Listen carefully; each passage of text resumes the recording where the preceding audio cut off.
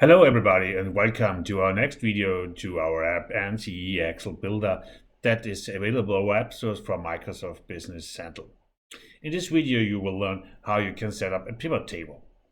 So I already have a report here that is called a customer list and it already includes a customer table.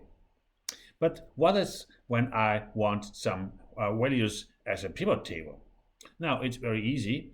To do so, click on Manage and on Add. And then select the option Pivot Table and click on OK. A new sheet is added now to our report that is called Pivot Table. And if I click on that one now, I can set up the pivot table settings. And in this case, let's say I want the name of the customer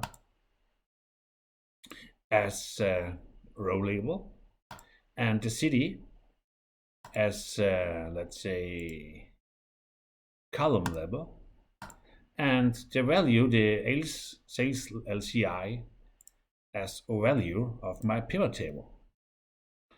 Yeah, that's it. And on the right side, you can see here is now the setup. It's finished and I can add additional fields and so on, but I'm fine here for the moment. And with that, I will click here on execute and skip the sample data because I want the data in my report and click on OK. And after some seconds, the report will be there and yeah, it's finished.